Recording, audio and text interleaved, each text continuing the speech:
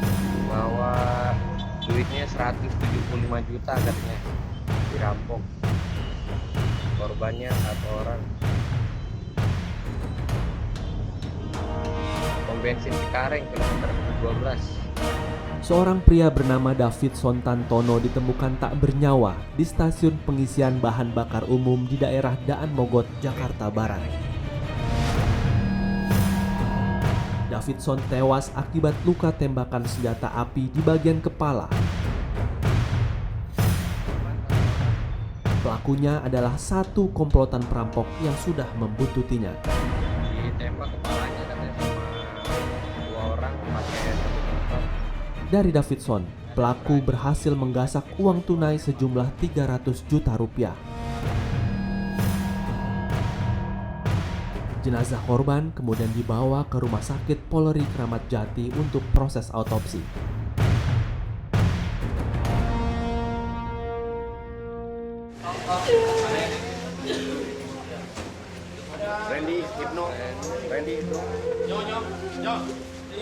Pihak keluarga Davidson pun tak kuat menahan kesedihan setelah kehilangan anggota keluarganya.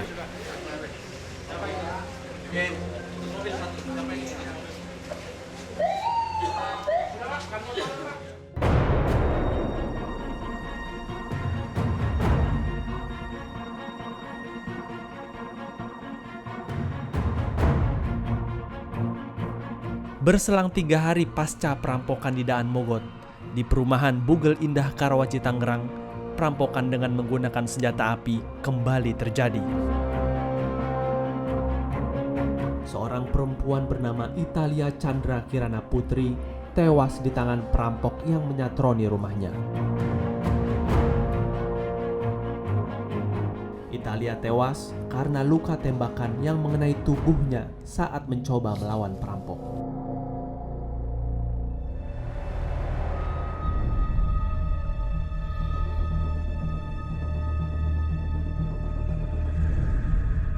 Kepolisian kemudian melakukan pengejaran terhadap 2 kelompok pelaku perampokan. 2 pekan pasca kejadian, polisi berhasil menangkap komplotan pelaku perampokan Davidson yang berjumlah 7 orang. Pelaku pertama yang ditangkap berinisial TP. Dia ditangkap di Bogor, Jawa Barat. Saat perampokan dilakukan, TP bertugas sebagai penggembos ban mobil Davidson. Berdasarkan informasi dari TP, polisi kemudian menangkap 2 pelaku lainnya yang berinisial M dan DTK. M dan DTK yang bertugas sebagai mata-mata saat merampok Davidson ditangkap di Provinsi Lampung. Dari informasi keduanya, polisi kemudian menangkap pelaku IR di Kerawang, Jawa Barat. IR diketahui merupakan wakil kapten komplotan perampokan ini.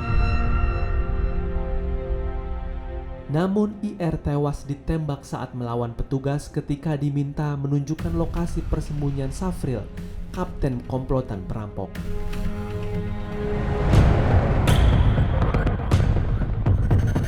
Beberapa hari kemudian, polisi menangkap 3 pelaku lain di Banyuwangi, Jawa Timur. Mereka adalah RCL, NZR, dan Safril, sang kapten. Namun Safril tewas di Sidoarjo ketika melawan petugas. Kami meminta agar SFL menunjukkan tempat dia membuang senjatanya.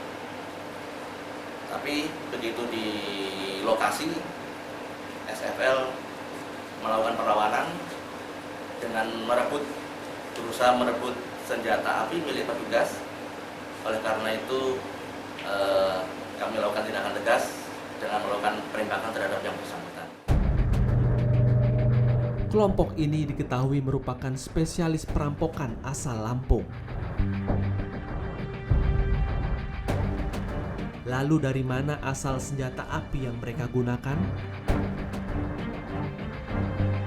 Hasil penelusuran kami, mayoritas senjata api pelaku kriminal jalanan asal Lampung adalah senjata api rakitan yang juga buatan Lampung. Pusat pembuatan dan penjualannya diduga berada di Kabupaten Mesuji, Provinsi Lampung yang berbatasan dengan Sumatera Selatan. Di Kabupaten Mesuji, aparat penegak hukum baik dari kepolisian maupun TNI kerap menyita ratusan pucuk senjata api.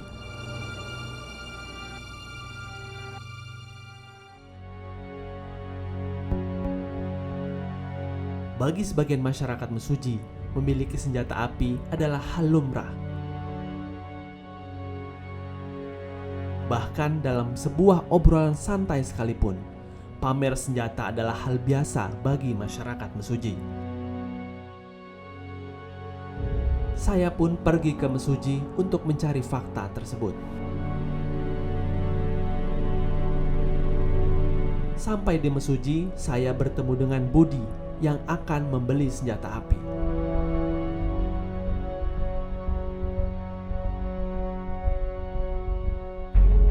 Bersama Budi, saya diizinkan untuk melihat bagaimana transaksi pembelian senjata api di Mesuji. Dari jalan utama Mesuji, kami menempuh 3 jam perjalanan untuk sampai di lokasi transaksi. Mayoritas masing-masing ada atau Masing punya orang di sini. Mayoritas masing-masing punya. pabriknya banyak bang di sini bang? Pabriknya banyak. Maksudnya yang buat Yang buatnya banyak, masing-masing rumah rata-rata buat gitu. bahan bakunya itu dari mana? Bahan bakunya dari as kelotok itu. As kelotok. As kelotok itu kan putaran itu asnya. Itu kan di lubang besar.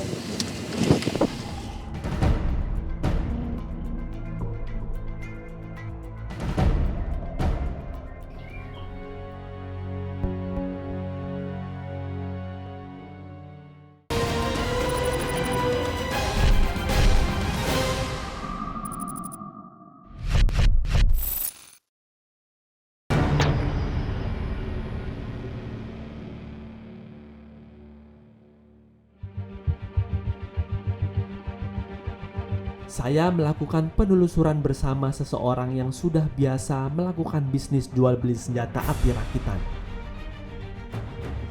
Seperti modalnya sekitar 400 lah, 400, 500 modal bikinnya.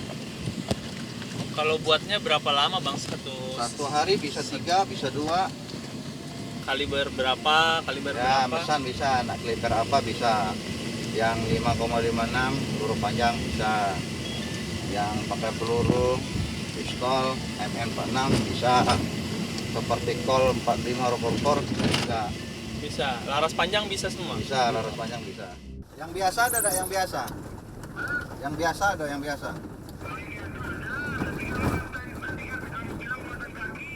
Nah, yang penting aku lihat galau ya dulu ya. Bawa aja ya. Aku lihat barangnya dulu ya. Tidak. Aku tunggu di rumah mana kira-kira. Ayo ada apa-apa tambah jadi bawanya. Tapi aku nak ngeceknya dulu ya. Andai kata yang biasa ada, yang otomatis tuh ada. Nanti aku ngambil salah satu.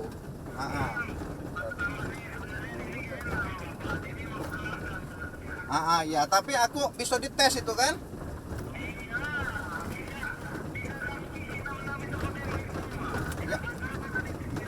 Ya, yang satu itu bisa dah, yang satu tuh ditembak kira-kira. Oh, ya sudah nanti. Ayo, kalau aku nyampai di rumah lagi aku telepon ya.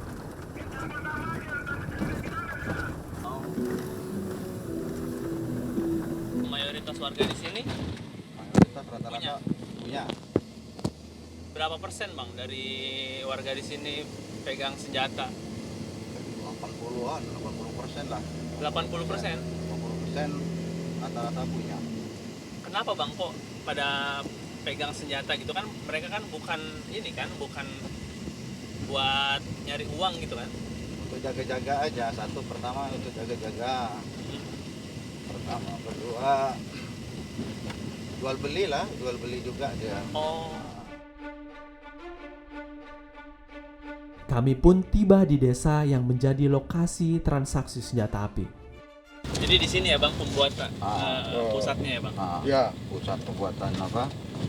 SMP rakitan. Ini kanan kiri rumah ini semuanya Semua ada.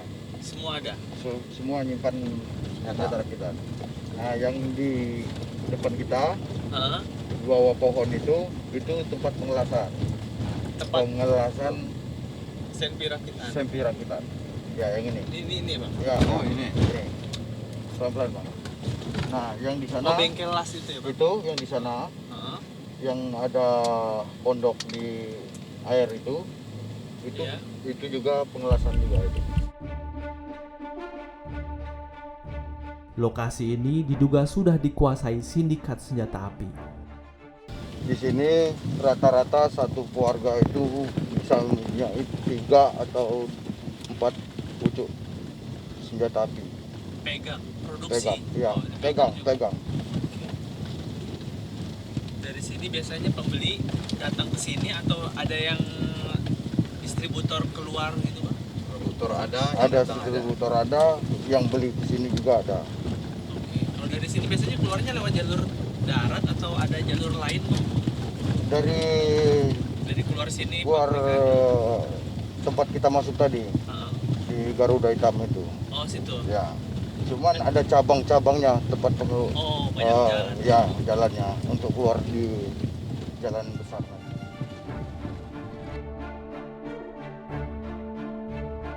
Sesampainya di lokasi transaksi, kami segera mempersiapkan kamera agar tidak terdeteksi sehingga penjual pun tak curiga dan transaksi pun bisa berjalan aman. Makan nggak? Ayo. Ayo makan aja, ambil nasi. Sudah makan ini. Makan aja. Beneran. Suasana transaksi pun dibuat santai agar penjual nyaman bertransaksi.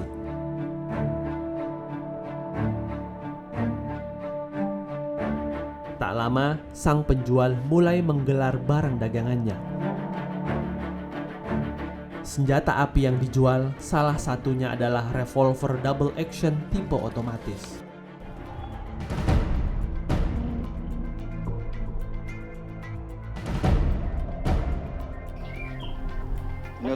Ini otomatis ya?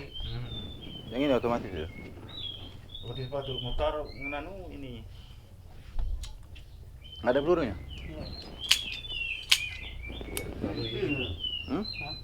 Ini Apabila pelatuk senjata jenis ini ditarik, maka palu pemukul dan silinder amunisi akan bergerak bersamaan. Itu ada peluru. Kau ini. Sudah tembak kan, sudah tembak. Oh sudah. Ya keluarin aja.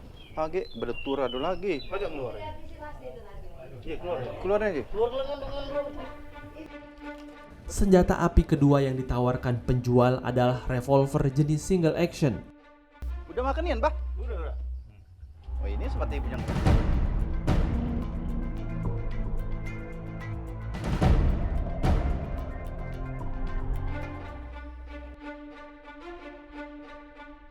Senjata api ini memiliki kesamaan bentuk dengan senjata api pertama, namun perputaran pelurunya dilakukan secara manual menggunakan tangan. Dengan apa kan saya datang? Iya. Dua senjata api ini memiliki kualitas cukup baik. Budi lalu memeriksa secara detail kedua senjata api tersebut. Untuk senjata api revolver double action tipe otomatis, harganya 2,5 juta rupiah. Senjata api ini merupakan senjata favorit para pembeli. Ukuran tak terlalu besar memudahkan pemilik untuk menyembunyikannya. Budi memilih senjata api revolver jenis single action. Transaksi pun terjadi. Nah, coba hitung lagi dulu.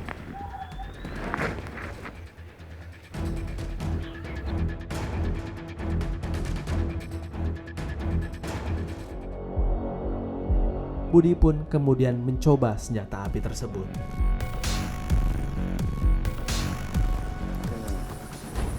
Beda dikit aja dia.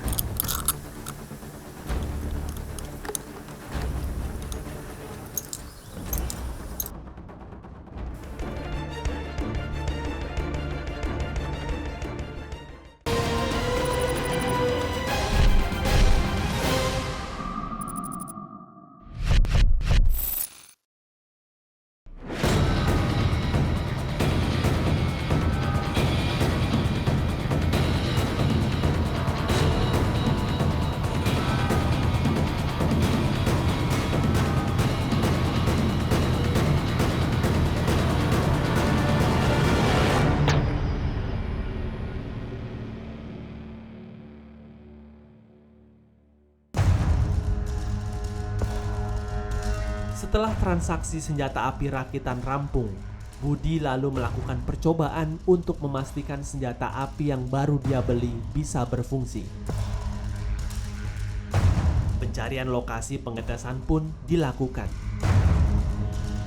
Tempatnya berada di sebuah ladang yang tak jauh dari lokasi transaksi.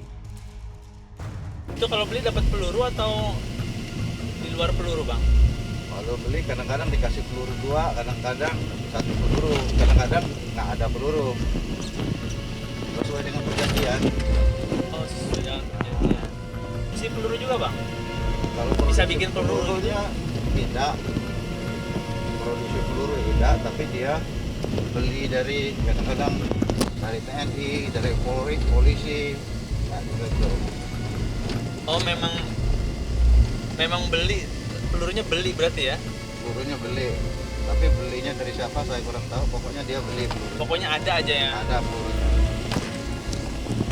Berarti pelurunya organik semua dong, Bang? Pelurunya peluru organik semua. Di kaliber 5,56, 9 mili, propor itu semuanya ada.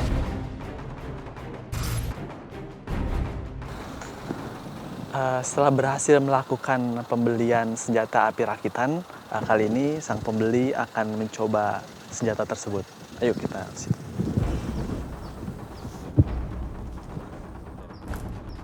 Budi kemudian memasukkan 1 peluru ke senjata api rakitan yang baru dia beli.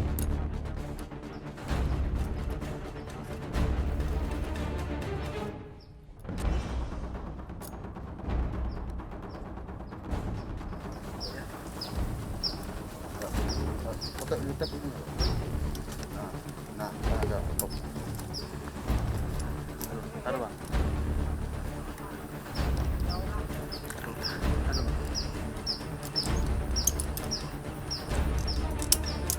Awas.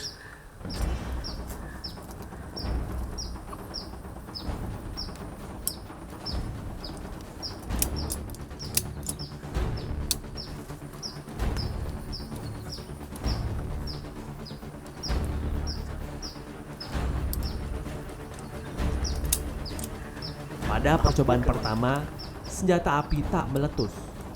Taruh, Bang.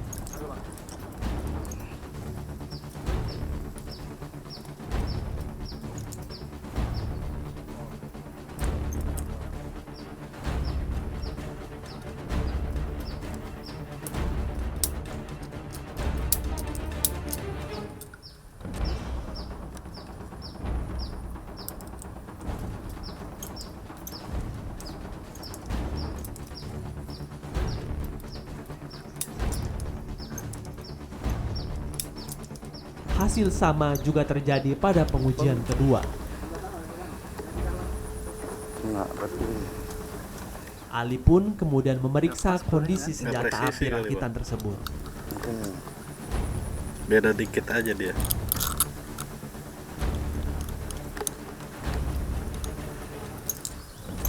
Dalam pengujian senjata api rakitan, hal seperti ini lumrah terjadi. Sehingga pembeli perlu beradaptasi dengan settingan sang pembuat senjata api. Belum bisa dibuktikan. Coba lagi.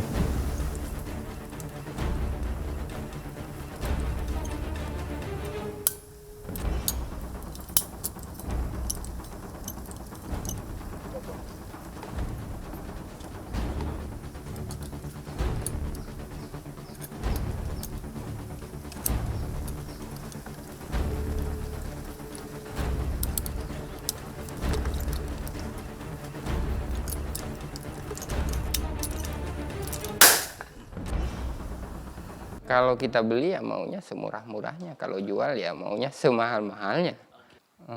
Di antara harga 1 juta sampai 2,5 juta. Kalau yang 1 juta itu dia sudah stainless tapi buatannya masih kasar. Kalau yang 2,5 juta itu dia sudah mulus kayak udah di chrome gitu. Udah mengkilat. Jenisnya dia ada peluru pendek. Ada peluru pendek buatan TNI.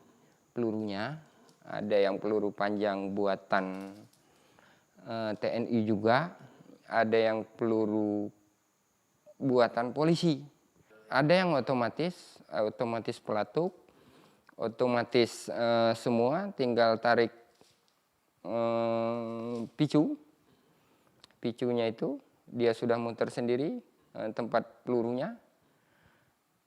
Terus ada yang diputar pakai tangan yang manual. Hasil penelusuran kami, senjata api rakitan seperti milik Budi ini sudah menyebar hingga keluar Kabupaten Mesuji. Bahkan hingga Jakarta dan kota besar lainnya.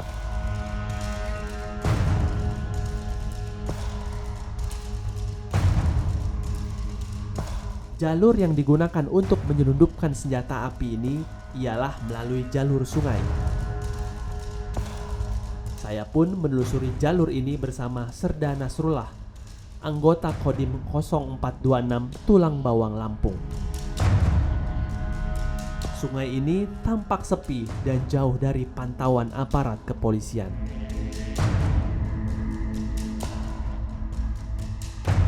Dari sungai ini ada 6 titik yang biasa digunakan kurir untuk menyelundupkan senjata api rakitan untuk keluar dari Mesuji.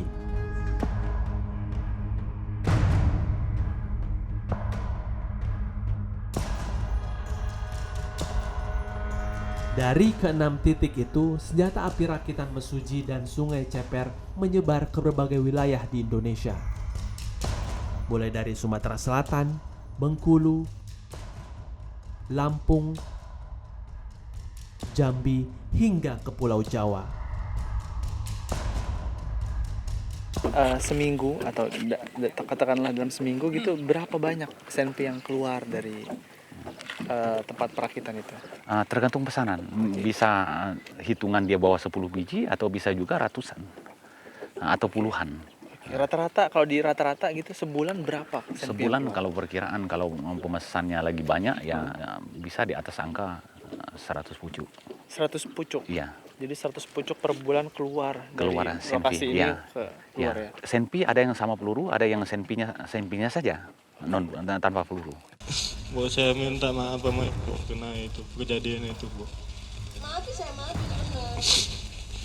Itu teman saya yang nembak, Bu. Saya juga nggak tahu, Bu. Dia nembak, Bu. Iya, Bu.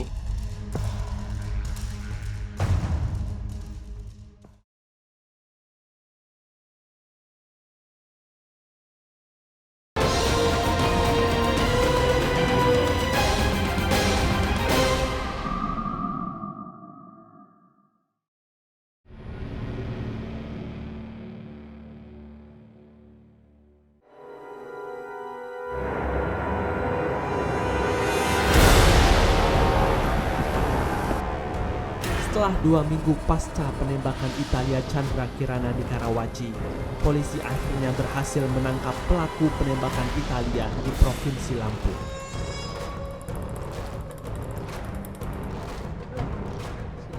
Pelaku pertama yang ditangkap adalah Saipul yang berperan sebagai eksekutor. Namun Saipul tewas saat melawan petugas ketika akan ditangkap.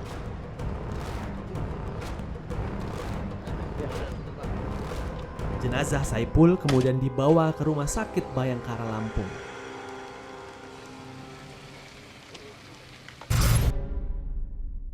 Dari tangan Saipul, polisi menyita barang bukti berupa 1 pucuk senjata api rakitan lengkap dengan 5 buah peluru, senjata tajam, kunci segi 6, serta kunci T yang biasa digunakan untuk mencuri motor. Pelaku lain penembakan Italia yang bernama Sudirman kemudian menyerahkan diri kepada kepolisian.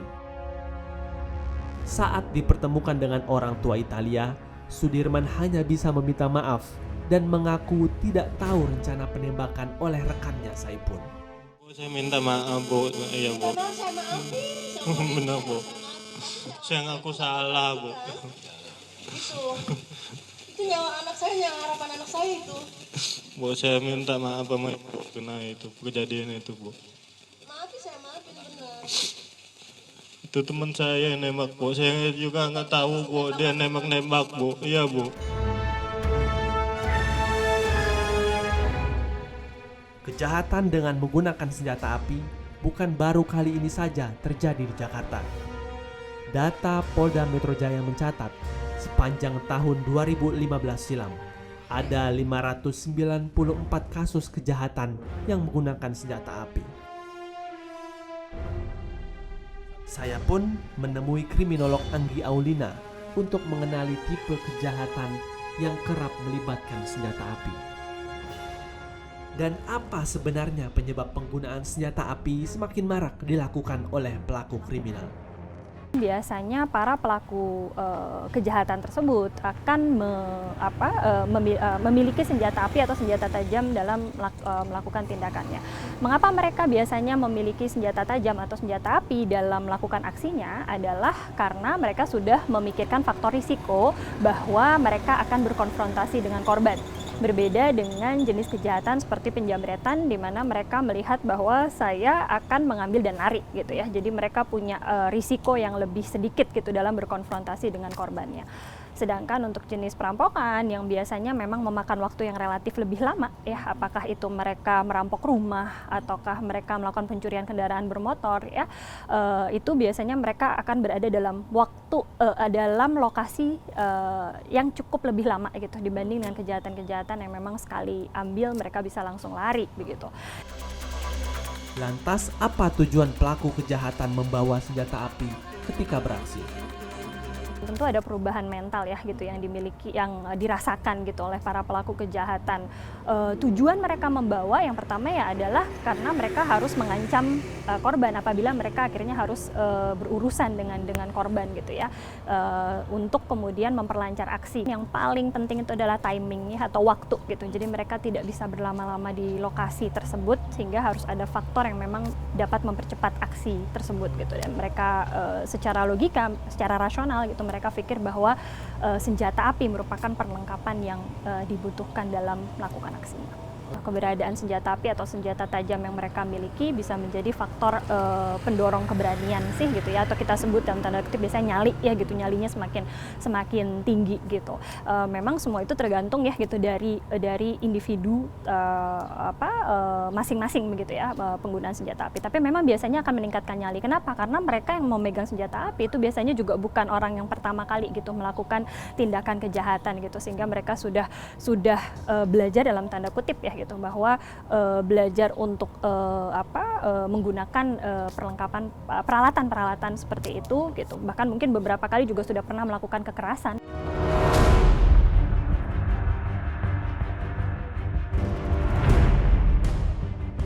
Benarkah setiap pelaku yang menggunakan senjata api bukan lagi pelaku amatir? Beberapa kasus misalkan pada saat dia terungkap gitu ya, kita mengetahui bahwa profil-profil para perampok yang memang mempersenjatai diri mereka dengan senjata api itu bukan pelaku pertama gitu. Mereka adalah pelaku kejahatan yang memang sudah seringkali atau bahkan ada beberapa yang sudah residivis. Lalu, hal apa yang menjadi pemicu sang penjahat menggunakan senjata apinya dalam beraksi? Mereka sudah berhadapan dengan korban dan kemudian mereka sudah memperkirakan bahwa ini akan semakin ramai lokasi tempat di mana mereka berada, maka keterdesakan mereka itu biasanya membuat mereka beralih atau mempergunakan gitu senjata yang mereka punya gitu. Jadi biasanya selama itu masih smooth gitu ya, misalkan ini kasus pencurian kendaraan bermotor, mereka dapat membawa kabur dengan aman, mereka tidak menggunakan, mereka melengkapi diri ya gitu, tapi tidak menggunakan senjata itu. Tapi apabila faktor risiko situasi berubah gitu, maka biasanya ada pemikiran-pemikiran yang sangat harus mereka putuskan secara cepat gitu untuk keluar atau dari lokasi tersebut agar tidak ketahuan kan. Kini tak bisa dipungkiri lagi, beberapa pelaku kriminal di Jakarta juga teroris di Indonesia kerap kali menggunakan senjata api dalam aksinya. Lalu, bagaimana kondisi peredaran senjata api rakitan dan ilegal di negeri ini?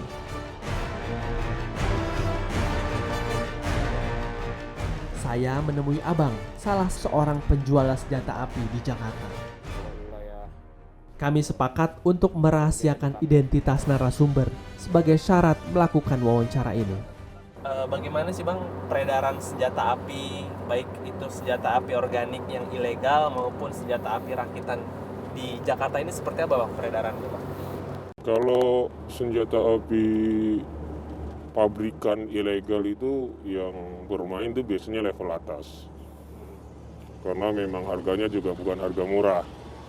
Kalau pasar gelap pindad itu produkan Indonesia itu semua laras pendek, peluru pendek itu bisa di atas 30 sampai 40 jutaan. Itu ring-ring, ya ada jalur-jalur bermain. Rakitan itu banyak juga karena dengan produkan dan hasil buatannya beda-beda dari setiap tempat kan. Kalau wilayah yang biasa dipakai kelas-kelas murah itu biasanya dari wilayah-wilayah Lampung dan sekitarnya itu murah. Itu dari harga kisaran 4 juta sampai 5 juta itu di Jakarta sudah banyak. Kalau yang agak lebih bagus biasanya dari gelangan Bandung itu biasanya kita bisa dapat untuk dijual lagi bisa kisaran 10 jutaan kita bisa dapat. Ada berapa banyak senjata api rakitan maupun ilegal yang beredar? Saya yakin banyak sekali yang beredar karena biasanya produksi kan jalan terus. Mereka juga memproduksi untuk menjual terus. Nanti siapa yang beli dari Bandung, dari Lampung, dari daerah-daerah sana itu produksi jalan terus. Jadi peminat juga banyak terus karena pelaku kriminal pasti semakin hari semakin bertambah dan mereka selalu mencari untuk kepedihan mereka dalam beraksi, terutama ya pasti dia akan mencari unit-unit itu. Juta berapa ribu senjata yang beredar Bang? Banyak sekali Mas. Banyak ya. Karena pelaku kriminal itu kan tidak hanya dari beberapa daerah, tapi dari daerah lain pun banyak. Banyak sih kita melihat orang-orang di jalanan itu pasti punya senjata. Minimal ketika mereka tidak punya senjata api, pasti dia akan mencari yang paling mudah dulu dari jenis airsoft gun atau air gun. Ketika dia sudah tidak puas dengan airsoft gun dan air gun, dia pasti akan mencari senjata api. Ini agak sedikit.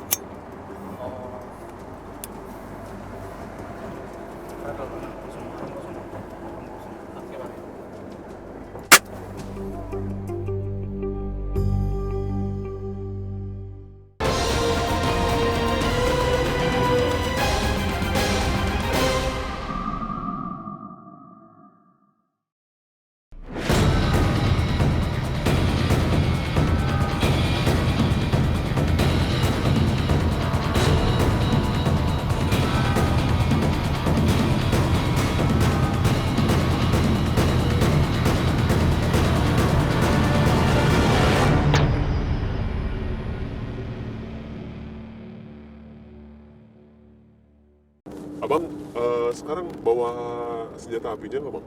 Ada, boleh diperlihatkan ke kita Bang? Saya contoh aja, karena saya tidak mau bawa banyak-banyak. Ini saya bawa contoh kaliber kecil saja ya. Ini kaliber 22. Kaliber 22. Ini jenis apa? Kualitasnya seperti apa ini? Ya ini ya biasanya digunakan bukan untuk tapi hanya untuk protek aja. Tapi kalau misalkan diledakkan juga kalau kena kepala bisa mati juga. Oke. Kan kaliber 22.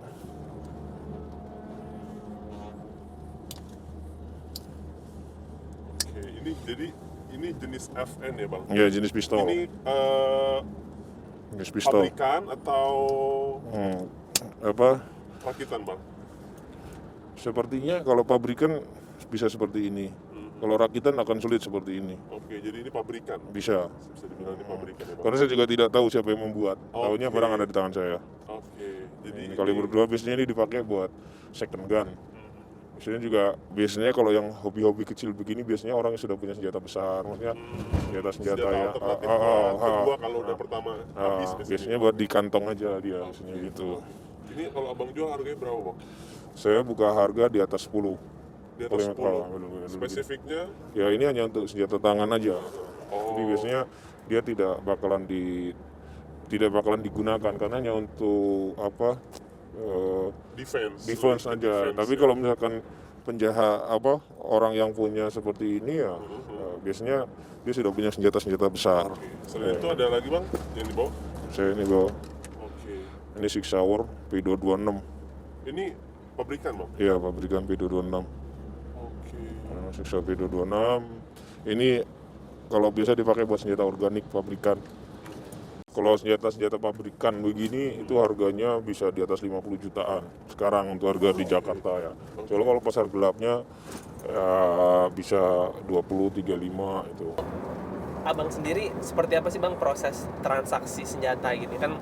Kita tahu kan Jakarta kan ya di mana-mana ada aparat keamanan, ada penegak hukum gitu Bang. Sistemnya kayak gimana Bang? Pasti kita mencari tempat yang nyaman karena juga kita tidak mau salah dalam bertransaksi kan. Oke, abang yang menentukan tempat berarti? Biasanya saya yang menentukan tempat atau mereka yang menentukan tempat. Tempat di sini nanti saya akan tawar di sini. Sebuah tempat yang memang notabene-nya aman dari kedua belah pihak. Kadang-kadang di area parkiran umum kita sebelah-sebelahan mobil, atau juga kita transaksi di tempat makan. Kadang-kadang bisa kita transaksi di tempat makan, bisa sambil makan. Habis itu barang ada di mobil, nanti dia yang geser atau kita yang geser gitu. Atau kita transaksi di parkiran basement bisa, yang notabene-nya terhindar dari kamera. Kemudian terkait dengan amunisi Bang, Abang jual amunisi juga? Terkadang. Kalau harga amunisinya berapa Bang? Ya tergantung dari jenis dan kaliber berbeda. kalau untuk laras pendek FN atau revolver gitu? Revolver juga kalibernya beda-beda. Misalkan kaliber kecil gitu ya, orang bilang kaliber 22 itu ya dengan ongkos kirim bisa per box saya kasih 1 juta. Isi 50. Tahu kalau yang dia punya senjata kaliber 9 mili gitu, 9 mili kita cari aja. Jadi biasanya kita jual ya antara 1 jutaan lah, 500 sampai 1 juta. Oke, itu pabrikan? Apa? Kualitas iya, kalau amunisi nggak ada rakitan, nggak ada reload, pasti semua standar. Nggak ada. Di Indonesia belum ada, kecuali di negeri luar ada alatnya, alat untuk reload. Itu bisa isi long dari black powder, misilnya, dari selongsong itu kalau di luar negeri bisa di reload. Kalau di Indonesia belum ada alat itu. Siapa biasanya yang pembelinya gitu Bang?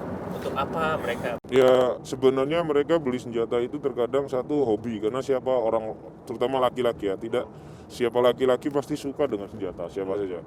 Yang tertuduh sebagai pelaku kejahatan itu biasanya dia minta untuk yang jelas kelas murah. Tapi terkadang saya juga tidak mau ngasih, biasanya saya tahunya si orang yang pesan ke saya kasih ke dia jual ke siapa saya nggak tahu. Oke. Jadi Abang lebih ngejualnya ke distributor lagi? Iya, dia pemesan lagi. Saya tidak pernah bersinggungan langsung dengan pengguna. Pengguna itu saya tidak pernah mau berjumpa dengan saya. Ngejual mungkin ke pelaku kejahatan pidana atau terduga teroris gitu Bang? Saya nggak tahu dia pelaku kejahatan atau tidak. Yang jelas pernah ada orang beli senjata, nggak tahu dia gunakan untuk apa, karena jadi Abang nggak pernah ngelihat background? Nggak tahu. Calon pembeli? Nggak tahu saya. Jadi yang jelas saya ini jual lepas. Tanpa peluru? Tanpa peluru. Selalu tanpa peluru? Iya. Kalau misalkan dia mau beli peluru, saya tidak mau hari itu juga. Besoknya. Saya tidak tahu kalau misalkan dia berkhianat, senjata di tangan dia, tapi saya kasih munisi di dalam magasin, pasti saya jual dalam kondisi kosong. Kalau yang ini aku boleh ngeliat tesnya Bang nanti Bang? Bisa, nanti di mana cari tempat yang oke. Sekarang kita cari tempatnya kali Bang. Kami pun berkesempatan melihat uji senjata api yang dijual oleh Abang.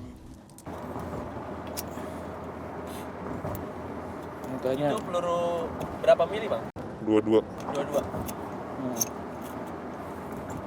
Ini agak sedikit